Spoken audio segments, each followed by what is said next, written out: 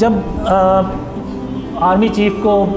Witness ملتی ہے تو اس کے بعد پاکستان کو شرک اور اس کی اقسام سے پاک کیا جاتا ہے اور پھر اللہ کی مدد آتی ہے، اور جو ہم پلانز بناتے ہیں اللہ کی مدد اس میں شامل ہوتی ہے، تو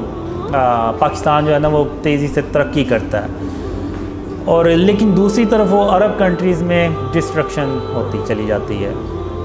اور پاکستان ترقی کرتا چلا جاتا ہے اور انڈیا سے ہضم نہیں ہوتا تو وہ پاکستان پہ اٹیک کرنے لگتا ہے۔ تو اس وقت اللہ پھر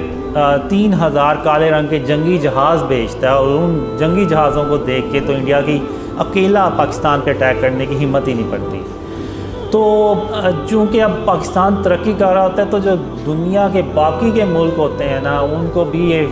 فیئر آنا شروع ہو جاتا ہے کہ اگر ہم نے پاکستان کو نہ روکا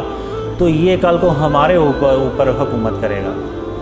تو چونکہ وہ عرب کنٹری میں آلریڈی ڈسٹریکشن کر رہے ہوتے ہیں تو وہ پھر انڈیا کے ساتھ مل کے تو ایک بہت بڑی جنگ پاکستان پہ مسلط کرتے ہیں، تو جس کو کہ وہ غزوہ ہند کہا جاتا ہے۔ جو میں نے ڈرینز میں دیکھا ہے وہ شاید 100 جھنڈے 100 ملک ہوں جو سارے مل کے نا تو پاکستان کے خلاف ہو جاتے ہیں۔ تو اب اس دوران پاکستان کی جو آبادی ہے وہ بھی زیادہ ہوتی ہے کیونکہ لوگوں کو پتہ چلتا جاتا ہے کہ یہ اینڈ آف ٹائم اور اس طرح سے غزوہ ہند کا وقت آ رہا ہے۔ تو لیکن اس کے باوجود لوگوں میں نا وہ کچھ مسلمان جو پاکستان میں ہوتے ہیں ان میں فیئر بھی ہوتا ہے کہ پتہ نہیں پاکستان بچے گا بھی یا نہیں، کیونکہ وہ دشمن ہی اتنی بڑی تعداد میں ہوتے ہیں۔ تو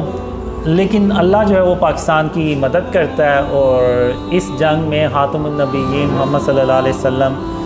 خود فزیکل شرکت بھی کرتے ہیں اور وہ اس جنگ میں موجود ہوتے ہیں،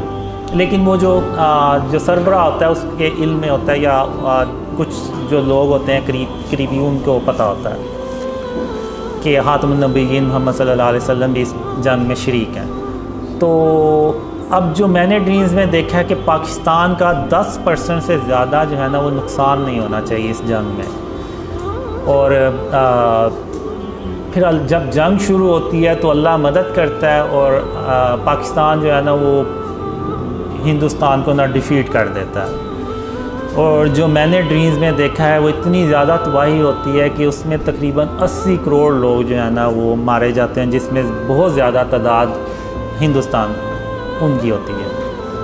تو اس کے بعد میں دیکھتا ہوں تو جو عورتیں بچے اور بزرگ جو ہیں نا وہ بہت بڑی کروڑوں کی تعداد میں بچ جاتے ہیں، اور ہم اس جنگ میں بھی خاتم النبیین محمد صلی اللہ علیہ وسلم کے جو بنائے ہوئے اصول ہیں جو جنگوں میں وہی ہم اس کو بھی اپناتے ہیں، اور کسی یعنی بچے کو اور بزرگوں کو عورتوں کو نہیں مارتے۔ تو وہ بچ جاتے ہیں تو وہ پھر پاکستان کو پیغام دیتے ہیں کہ یا تو آپ ہمیں بھی مار دیں یا پھر آپ ہمیں اپنی پناہ میں لے لیں۔ تو سب پھر حکومت اعلان کرتی ہے کہ آپ دو مردوں کو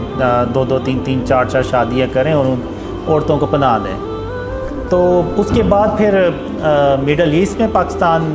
جاتا ہے کالے رنگ کے جنگی جہاز لے کے، اور وہاں پہ رشیا اور امریکہ کو شکست دیتا ہے، اور پاکستان اکیلا جو ہے نا وہ سپر پاور بن جاتا ہے۔